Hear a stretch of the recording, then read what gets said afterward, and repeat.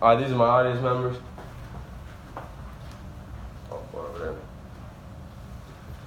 Good morning, and thank you for being here to celebrate the life of my brother, Cade.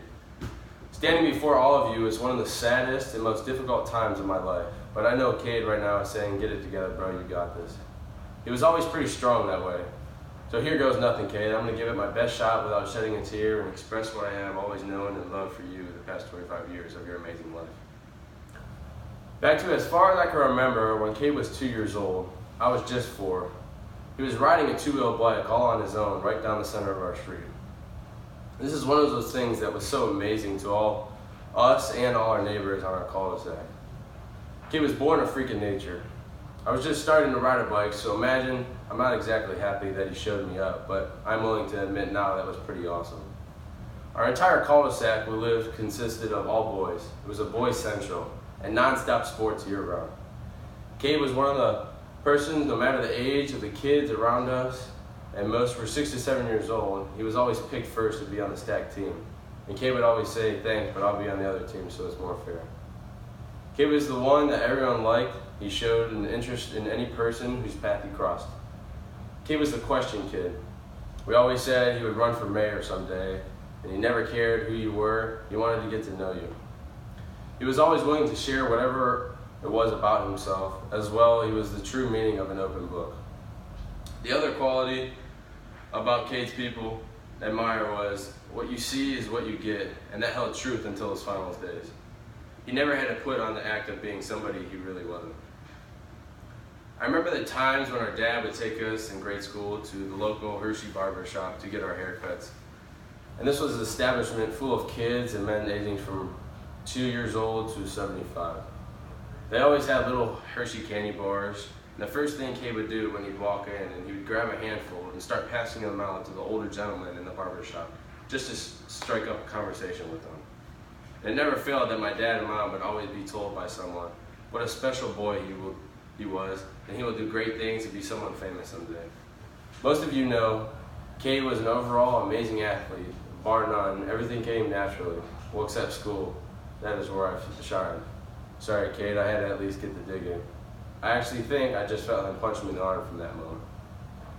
I'm just joking, bro. Like we always did, I know you were a good student, but I also knew you would rather be outside playing sports instead of watching any television, gaming, or doing homework. Any of those activities were Cade's sleeping pill. If his feet were moving, he immediately went to sleep. Like the many times he was put in the timeout chair for whatever reason, within 2 minutes he was sound asleep sitting upright. When Cade started actual team sports around 4 years of age, no matter how great he played in the game, he never made it about himself. He was a true team player. This never changed while Cade played sports and carried over into how he volunteered for special needs kids in the classroom in junior high and high school, and even through his college years to even into the major leagues. Cade went on to college at Southeastern on a baseball scholarship that he was offered to him as he was seen over the summer playing baseball in Mississippi.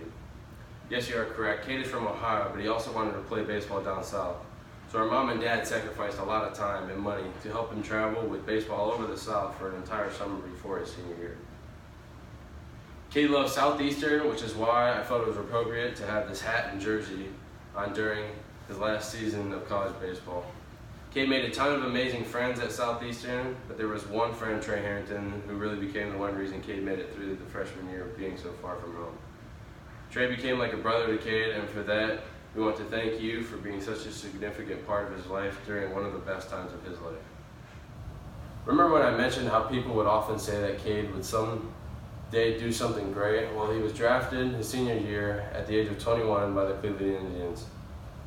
Now, Cade can play nearly every position. He was a utility player, but shortstop is where he shined, and the Cleveland Indians thought so as well. He was drafted in the first round and was able to finally come back home and represent his home state. We had 5 amazing years watching Cade play. Watching the crowd chant his name every time he stepped on the field was like no feeling you could imagine. My parents were beyond proud. The family and friends were also attending the games. This was the best time of all our lives to see that little boy who had handed out Hershey candy bars to the total strangers to becoming one of the most beloved baseball players in the Cleveland history. This is very hard because Cade had a full life ahead of him, and a very promising future. Cade, being the giving person he decided he wanted to be an organ donor, and he was able to save 2 lives by donating his heart to an 18-year-old boy who was waiting for a match over a year, and one of the kidneys to an 19-year-old young lady who had lost a kidney and needed one to lead a normal life. We have met these wonderful families, and we are so happy that Cade did not die in vain, and he will still be giving enough thought. He is not physically with us no more.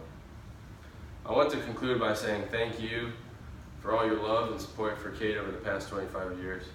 Teachers, coaches, families, and friends. Most of all, I know Cade would like to thank my parents for all their love and support and selfless time that they gave to him as he was trying to find his way in life. Cade would want all you to know that the best way to live life is to give selflessly and be kind and generous to others. Always appreciating everybody like it may be your last. I know he sure did. Cade would not want to see anyone crying right now, and he would say, if you can't remember me with a smile and a laugh, then don't remember me at all. Please let's all stand for one last honor in Cade. And thank you so much for your time.